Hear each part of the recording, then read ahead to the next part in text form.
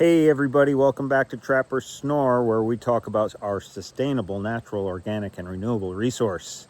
And it is getting a little chillier outside and means trapping season is coming close, and that also means the New York State Trapping Convention, which is always Labor Day weekend, or at least a Thursday, Friday, and Saturday. I didn't get to see the whole thing, but I got to go on Thursday morning and meet some friends there, meet some new friends, and hey, let's go check it out.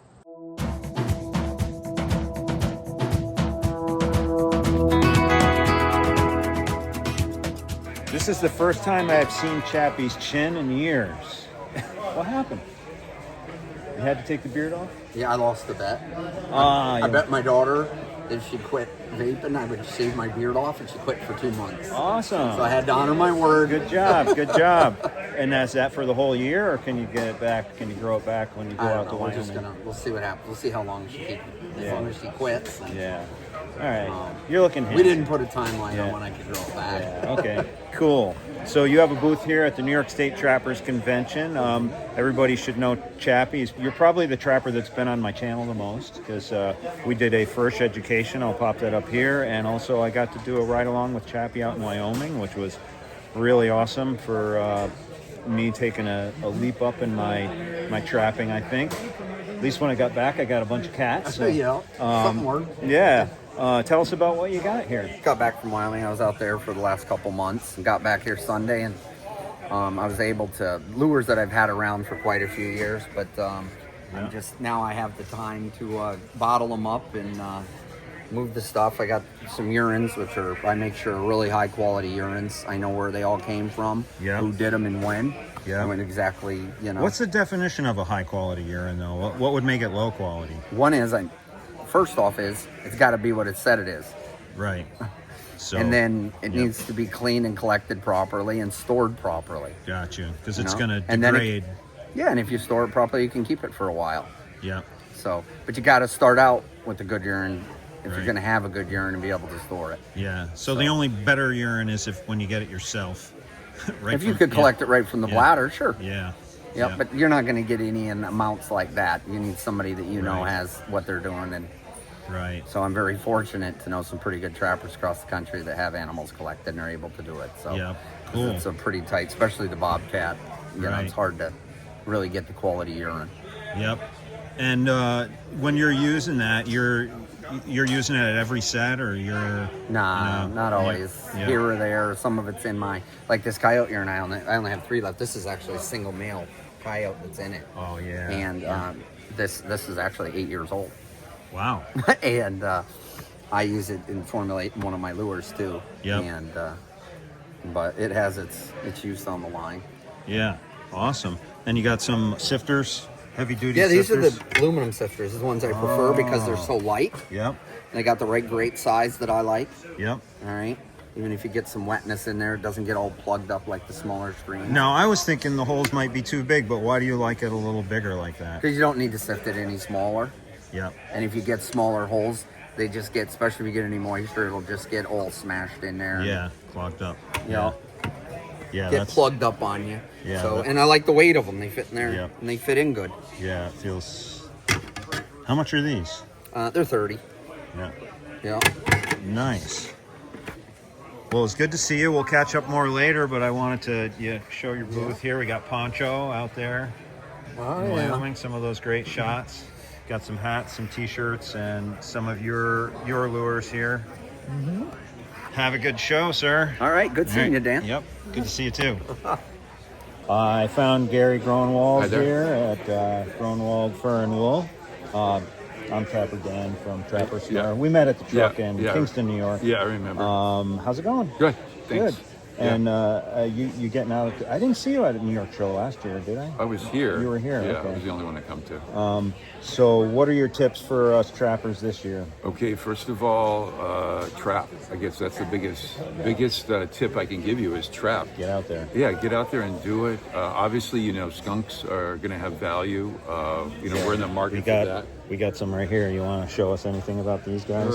Yeah. Okay, I guess I can. Yeah, it's the tail that we need. Okay. And the tail is based upon how much white is in it. And you can see there's some white there, and then this one doesn't have as much. You know what I mean? So that we grade the tail. This one is What are they being used for? hats. Okay. Yeah, they're being used for hats. That's what the purpose is for. So, Okay. Yeah, so we're gonna be we're buying everything just like last year. We need our machines to work, so we need the green beaver, the green otters. You know, I guess in New York we do buy green coon. We buy deer tails, deer hides. When we'll trade them for your with gloves. Yeah, that this was year the again. first last year, right? And, Yeah. When you hit I actually belong to a gun club, and one of our members they do deer harvest for the hungry. Yeah. And so I told him about it, and he got ahead of me in line at the truck, and I think they gave you like 24 or 30 hides or something like that. Yeah, I gave them gloves. Yeah, and they loved it. Yeah, we trade for gloves for the deer hides. Make sure your tails are on it, because that's the important part, and just roll them up so we can see the tail. But as a trapper, go for it. We have a guy right now in Europe, in Greece, and Turkey. He just left yesterday. He's going to find out about the market there. I go to China in September, and we're going to find out about the market there. We are selling some beaver. We're selling some coon. We just got our stats back from this past month. What we sold in China, we're selling there. Sold, a fair amount of coon, actually. Wow, that's so, trap mink, trap skunks, trap beaver. The heavier beaver might have a little bit premium value. Might have some premium value over so when something you say flat. that, it means we gotta get them closer towards springtime. Close. Yeah, I mean around here, maybe something in December. Sure. Yep. Yeah. Yeah. Something like that. Yeah, trap red fox. We can use red fox. We can use everything. We want to encourage the trapper to trap. Our trucks are going to go all through. Where are you from? New York? Or? Yep, I'm in Red Hook, New York. Okay, so Northern Dutchess County. we go all through New York. Look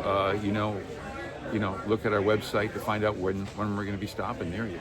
Yeah. So, Yep. You guys come to Kingston twice a year in the spring and twice a year. Yeah. Once in like January, and then once after the season is over, basically. Yep. Okay. Any new routes or? No, I don't think I'm making anything new. May tweak something, so look for that. But no, I'm not going to make many new routes this year. Yeah. No. So Gary is with Growing Wild Fur, the largest independent wild fur buyer in the world. Is it? Probably. That's what I hear. Okay, you labeled us that. Yeah, okay, that's your label. Yeah. Okay. That's what I heard. Okay. And mostly. And where are you guys based? We're from Illinois, northern Illinois. That's where our scraping machines are, our freezers. That's where we do the wool and the fur. All of our exports are sent out from Illinois. And that's where we have our drying rooms and all of that. And this is a 2 or 3 generation. You could say 3: grandfather, father, and now us. Yes. So it's 3 generations. Yeah, right. awesome. Well, thanks for inspiring the trappers out there and getting this is Trapper Snore, so it's all about the sustainable, natural, organic, renewable resource. Oh, great. It's about using fur, so you're helping us do that. Okay, great to be with you, Trapper Snore. Okay, thank you. Take care. Yep. I am at the New York State Trapping Convention with some, I think, real stars of the trapping world. Kind of, they don't know that, but they're kind of like heroes to me. Sarah Gomez and Jeff Dunlap. So, how you guys doing? Good. Thanks for having us. Yeah. Thank you so much for talking with me. It's Thursday of the convention, and they're just got their booth open, so I feel a little bad. You guys, is it Chuck in there? He's Yeah. running the show for you Chuck right now. and her dad, Dave. Yeah, Dave, nice. my dad's been a blessing. He's been on the road with us for several weeks. Oh, awesome. So he has helped load the trailer, unload the trailer, set the booth up, make lure, bottle lure. I mean, he's done it all. Oh my So gosh. thankful for him. Yeah. How many years have you been, doing this together and working? I mean, essentially you have kind of like 3 companies on the road, right? Mm-hmm. She Traps, Dunlap Lures, and your Predator Control Group, Yeah. right? I think this like the 6th year, 5 years. 5 years. About 5 years. Yeah. Yep, doing it together. And So I got to meet Sarah and Jeff a couple years ago because I took the New York State or the New York Elite Trapping Seminar that Chappie led, and we got to meet you guys. And I had known you through social media before that, so I was like, wow, they're going to be my teachers. That's cool. And Well, just when you went through that, we weren't nearly as sadistic as Tommy Bryant and Jeff Haggerty, were we? Everybody, you know, it was great to meet you all, and everybody had a different style, I think, of teaching, and that's what I appreciated a lot about it. You know, I'm trying to support trapping best I can, but I'm also a 10-year trapper, and I'm kind of an entrepreneurial guy, so it's just, you know, I'm trying to show the benefits and the positive side of trapping through social media, and everybody was. I'm going to talk to Tommy later this year. I'm going to talk to Jeff later this year too. What I got from you, and maybe people who watch them know this, you're like the setter, and you're like the setter, but also you like checking, right? Yeah. But Jeff's I just want to go out and set. That's it. What's the inspiration with that? I'm never really ever disappointed. You know, Yeah. I mean, checking traps, I've been disappointed quite a bit. You know, but setting them, I set them, and I'm going to catch something in this one, or I'm going to catch something in that one. But I don't know. I just like the whole system of putting in a certain type of set in a certain situation. Yeah. I don't know, it just clears my mind. It's like going to the movies and watching a movie. How you don't concentrate on anything. All the other problems you have just kind of melt away while I'm looking for signs, setting. Yeah. You know, and if you get in that rhythm, you don't say, "I'm going to quit early today and do this tomorrow," because tomorrow your mindset my mindset won't be the same. So once I get in that, I just like to stay in it. Yeah, that's your vibe. That's your moment. She it makes a long day for her because she'll set the traps, but it's not her favorite thing to keep setting and setting. If we could go back and start checking the first part of the line, she'd be happy. I'd be happy with that. You guys have a way of being really observant, and you would kind of I would watch you walk slow, and people be going this way, and Jeff's going that way. What does he see? And then you would talk to us about what you saw, and it made sense. But that's your experience. Yep. A lot of times it's just something that catches your eye, and most things in life, if everybody else goes left, the best course of action is to go right. With the fork in the road. I mean, not always, but most of the time that's the case. Yeah. Tell us about that bobcat trapping. You guys were down in Texas. I know we got to see on social media. You probably got your life record in bobcats. Oh, yeah. By double. Yeah. The best before that was 70 some. 77, right? I don't remember. It was let's say 70s. I don't remember, but I remember the 144. 144. Yeah. That's a lot of bobcats. 140 in Texas and then 4 in Arkansas. Okay.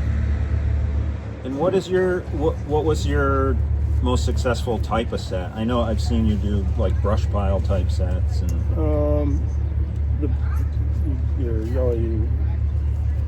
I would say the funnest part of that for me was I had never set a cage trap. I had never a cage trap for a bobcat, and we had the cages with us, and naturally it's you go to what you've already done, what you already know. We're putting in a flat set, putting in a cubby, putting in that, but the cages were new. And it took us a while to say, okay, we're ready to try something new. And we put that cage out, and do they really, and this is in my mind, do they really work? Can you really catch a cat in this cage that looks, are they really gonna go in there? I don't know. I had my suspicions because I'd never done it. It was something new. And so we put the cage out, and we didn't do our best. I felt we didn't do our best. We could just kind of, here it is. It's 95 degrees. Here it is. And then I'm like, we got to get this to work. So then we put it up in a really good spot in a dry wash, cat tracks, cat toilets, and we really blended it in. We worked together, all with team effort, and we blended it all in and we threw everything at them, from bait to bobcat lure to something skunky. We had the feathers, we had the urine, we had a good location, and the next day we pull up, and the sound when the chain is rattling on the thing. Yep. The cage was rattling. Oh my god. The cage was we're like, what? This is a cat, and It really worked. It really worked the first night. So that was fun. And then we caught several more cats in cages after that. So. Percentage wise, you know, we had five cages, and how many cats did we catch on? Four cats in the 5 cages, and we had other cats come in and wouldn't go in. We had them on camera, and We got some truck noise in the background here. We are at the convention. Yeah, it's a convention noise. I'm gonna move in just so we get your. Go ahead. so percentage wise, say we're running 600 snares, and you catch 2 cats, you know, a day in them, and then say you got a 90 trap, which, you know, people would say, well, you caught 2 cats, but percentage wise, it's not that great, you know, with the snares in the area we're trapping. Right. And so say you got 100 traps out besides that, and you pick up 2 more cats. Well, you figure, and then in the live traps, you catch two cats out of 5. We only had 3 traps out, so figuring 3 traps. I mean, percentage-wise, with the snares was real low. You know, I mean, yeah, we caught a lot of stuff in them, but it was low percentage catch. The footholds were a lot better, and the live traps were actually, for us, the way we were trapping was, you know, I mean, you're at 75%. Wow. You know, 75% catch rate on sets out. Yeah, You know, that's amazing. and so and it's we had at least 2 more cats come into the one set, at least. yeah. I mean, obviously, I don't know that much about cage trapping other than groundhogs in my backyard, but I've done it, but I wasn't doing it where I'm going to brush this thing in, and we did it super serious, pick the best and- spots. really, yeah. And You did know. you? I've watched the guys out west with working certain types of scents in the back, like peppermint or things like that. That sort of, Yeah. you know, pique their interest, bring them in. We put everything in every set, you know, that just We weren't taking no chance. We were just throwing everything. because you're at not it. dealing with a coyote where he's spooky and scared. Right. I mean, they're not scared of anything. Yeah. You know, they're the other the mountain lion they might run into. They're the top predator. Right. And you know, we had the cameras on them cats, and the coyote would go through and he'd bug out. Really? But that cat would walk right towards that camera and come up and rub on it. And I told Sarah, I said, we need to put these in the back of the cubbies. Yeah. But Cool. So dealing with that many cats, did you skin them right away as you're trapping? yeah, we'd skin them. We had got a cooler on the ranch, and you know, like if we catch them, you know, if it's gonna be warm, 80 degrees, when we catch one, we'll just run it up to the cooler and put it in the cooler. Gotcha. You know, but Yeah, I forgot you're dealing with the temperature, so you really have to handle We it were pretty quick. strategic on mapping out the route, so we knew which route made like clover leaves. So we knew we'd be back at the cooler within, you know, a couple hours. We could be back at the cooler to drop cats off. Right. And we knew, you know, the fence had to be checked first in case any cats were, you know, already expired on the fence. We had to get them out of the sun. Right. So that was priority, to get the fence checked, and then from there, you know, they're on drags and can go into cover Yeah. and get out of the hot weather. No, I hate to bring this up, but any snake issues or anything like that down there? I mean, you have to. Yeah. Yeah, I Yeah. shot him down. Oh, really? Oh gosh. yeah, Did you wear those boots Oh, or whatever yeah. to protect On the your? hot days. Absolutely. Yeah. Yeah, we did. Yeah. Yeah. That's something you don't have to worry about in Michigan and Iowa, right? No. People, you know, online will see, oh, you laugh at us for wearing them boots, but they're not there where they're going to get, you know, punctured by, you know, this big rattlesnake. Yeah. Exactly. And if I ever had thoughts of not wearing them again, when we seen them 2 rattlesnakes standing up, breathing in the middle of the road, I mean, they were like, I don't know, they looked that big, but they were about that big. Yeah. Some yeah. of the drags. And Sarah got out. She got out. I didn't even see him at first. I was looking at something else. Anyways, and couldn't believe what I was seeing, these rattlesnakes, because you guys always say they never see them do that. And Rick Miller ended up seeing one on the ranch by us, on a different ranch, doing the same thing. But she says, rattlesnakes! And so I slam on the side-by-side's brakes, and she jumps out with that 20 gauge pump, and she just starts unloading on these 2 rattlesnakes. He didn't even know I knew how to shoot a 20 No, gauge. Like my dad, I said before the trip, I said, could I borrow the family's 410? Gun I grew up on. I shot everything with the 410 out on the farm, and can I just take that with me? he said, of course, sure, I could. And I go there, and he says, oh, I got a surprise for you. And Mom even knew about the surprise, didn't tell me. And he had got me a mini 20 gauge for me to take.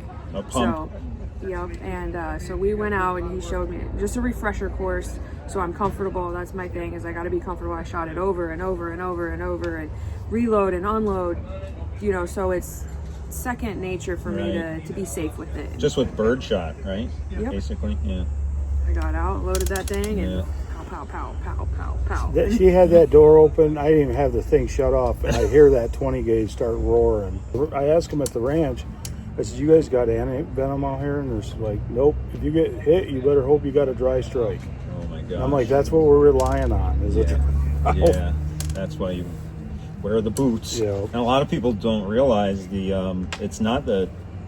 usually it's not the big rattlesnake you have to worry about, it's the babies, because the little ones don't know how to hold their venom back. So when they bite you, I only know this from the Boy Scouts. They'll just unload on you. Yeah, I've heard that too. Yeah, the adults are like, I got to go hunting later, so I'm just gonna, give this guy a little warning. Earlier in the trip, there was still, you didn't see a lot of them, and you could see drags. So the dirt is real fine, and the sand is real fine, and then toward the end of the trip, it goes into breeding season, and there's just drags on the road. It looks like night crawlers after a rain in the Midwest. Yeah, it's crazy. And I don't know if I could trap there. And the drags are as big as my boots. So I mean, that's how big the snakes are. So let's talk about the fur on the Bobcats from Texas. I saw they had really nice spots. Yeah, right? they're beautiful spots. Yeah, incredible. They got shorter hair. When I trapped down there before, I trapped in Louisiana, and I got held at gunpoint by the dog hunters, and they stole all my traps. And then I went to Texas, so I had some cats from Louisiana, and then I caught them cats down there. And when you're just thinking about them, the hair seems the same length on them, but a northern Louisiana bobcat has hair about that much longer than one of them southern Texas bobcats. Really? I mean, it seems crazy, but it's amazing. But they don't have good, long hair, but they got the good spots. So we average $100 a piece on them. Oh, that's pretty good. Yeah. Jeez. I mean, Bobcat market's mainly up. It was up, right? Which I talked to Norm Blackwell yesterday, and he said that they used to average. I said, what you guys used to average on them cats? Because he always sold them. And it was 175. When him and Clint was going down to Texas, they averaged 175. So. Well, I think we need to up our price. That's what we like to do, is go through and do like an early fall run with predators, and then do the trench sets, and then come back in the winter when it's all frozen, and then they've dug it out a lot better most of the time for you. They'll hit it and dig it out, and then they're already coming into there if you haven't caught them, or new ones will filter in. Yeah, your catch percentage is a lot higher when you've already got them coming in there digging it out. Yeah, they're comfortable with it. And it's cold and they're getting hungry, And it ain't like putting some big bait out in the woods. You got to maintain. I mean, yeah. So what's your guys' plans for trapping this season? You have any new, different kind of plans? Trying to talk her into going back to North Dakota, but she wants to go back there. Her favorite thing to do is coyote trap, and my favorite thing to do is muskrat trap. So really, I didn't even know that. Where do you want to trap muskrats? I know a lot North of the Dakota. In North Dakota. Yeah, we went up there. It was in 2024 in the spring. We went up there and trapped them. And so your typical muskrat set, are you using conibears or footholds? We used the floats. We went up there with a buddy and used floats up there. Yeah, baited floats? They were just like, the floats about that long, about that wide, with a stake in the middle and a trap on each end out of the water. Yep. The carrot and then some lure on there. Yep. We did really good. I don't know, what did we catch? I think it was like 1,200. Wow. And that was like 10 days or something like that, a week or 10 days. And Chris caught a lot more after we were done, Amazing. But then they started getting all chewed up. So, but I'd like to go to North Dakota rat trapping. So something about Jeff and Sarah, as viewers know that follow them, they're, I guess, can I say trappers first? You guys like to trap, so that's what you told us in our class too. You like to make time to enjoy it. Yeah. That's why we don't sell, Dunlap lures retail. Right. because we couldn't trap, and certainly not like we do.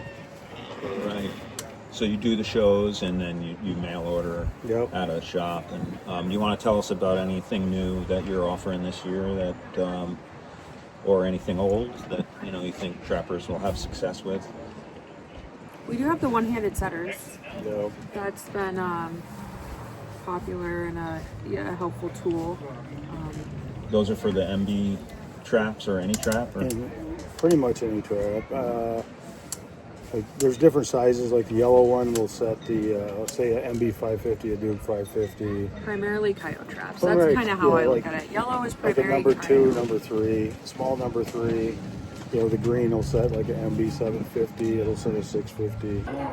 These are for the alpha, or like a number 2, number 3, small number 3. Yep.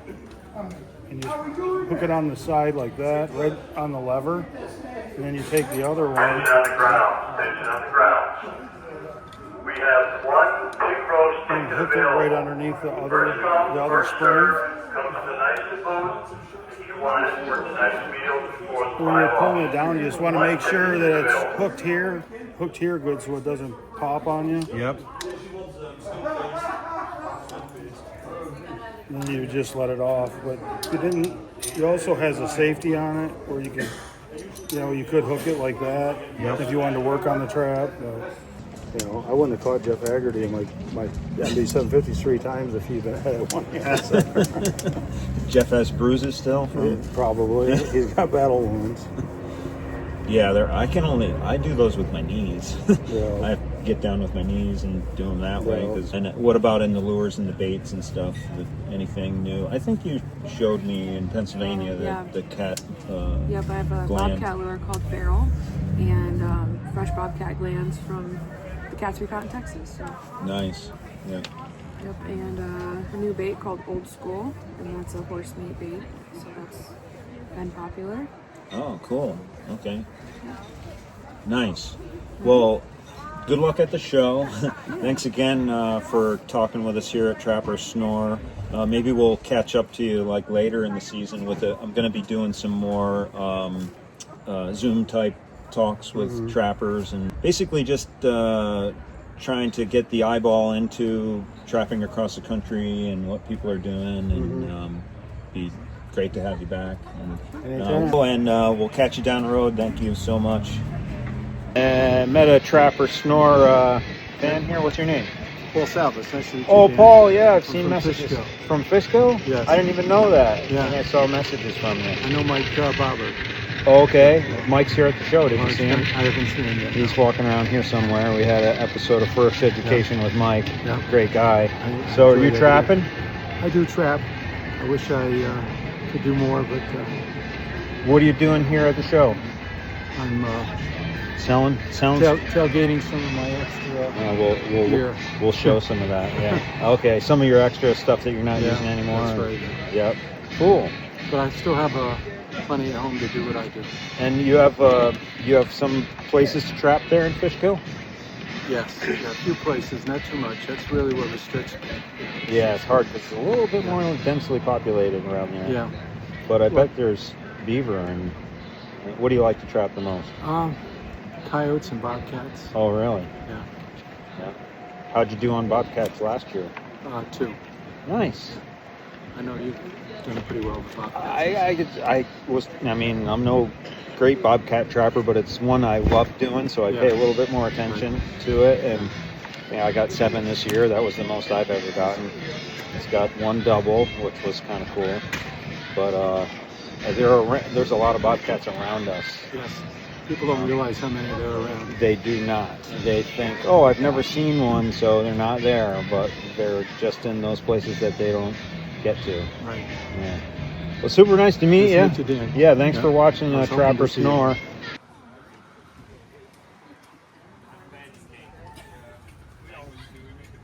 Remember that one picture at Top House that you kept hiding it from us? Since Trapper Snore is totally into supporting all the benefits of trapping and for sustaining trapping, tell us about how you do this with these youth camps. There you go, Donald. Well, we take boys and girls Used to be 12 to 14 years old. Now it's 11 to 14. So they go to the camps.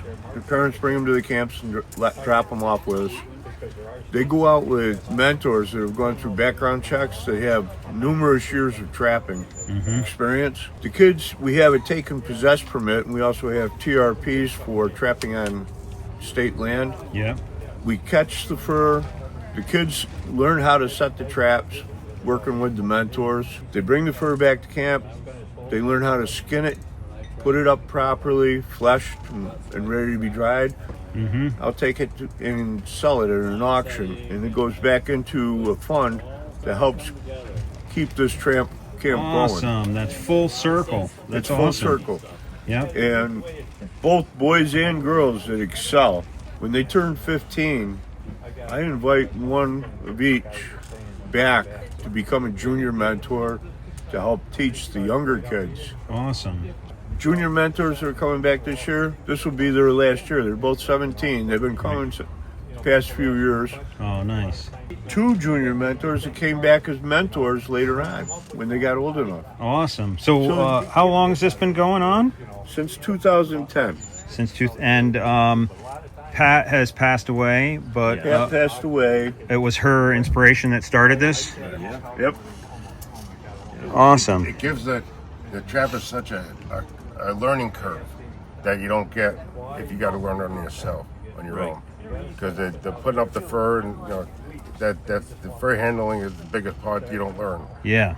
Do it unless you get experience. Right. And this gives them that extra edge. And everybody, this is Dave, and Dave is the executive director, right, Correct. of New York State Trappers based in Association. Yep, and lobbyist. So you're helping us keep our trapping heritage alive here in New York through the association. Thank you. Those of us that are mentors, we supply all the traps, all the gear, all the lure, Yep. our vehicles, and time Yep. just for these kids because they're going to replace us. We need replacements coming behind us in the ranks. Yep. And Absolutely. this is the only way to do it is the youth camps. I just wanted to stop and recognize here that the New York State Trappers Association patch for this year is honoring Vaughn Strawn, one of the great New York State trappers, a friend of one of our friends here at Trapper Snore, Trapper Joel Martz. And what a wonderful patch to celebrate his life. And I'll put his memorial here so you can stop the video and read that if you wish. Well, that was just a little taste of the New York State Trappers Convention. I hope you enjoyed meeting some of the personalities. Essentially, some of the best trappers in the country are at the conventions. I got to see a couple of demos, but then I had to scoot out of there for some family stuff this Labor Day weekend. Anyways, coming up next on Trapper Snore, we're going to finish the wax sand. If you've watched me before, I used to do small batch wax sand, and this year I'm doing big batch. So I got the cement mixer to get my wax on, and right here I'm trying a new sifter. We don't want to have any big rocks or sticks are in there by mistake that would get trapped in our jaws and stop them from closing. So I got this easy to work sifter just to make sure that we get some nice fine sand. So I'll show you the rest of this on the next one. Hey, if you got to this point, thank you so much. Please subscribe and like to keep these trapping videos going, and we can't wait to get out on the line.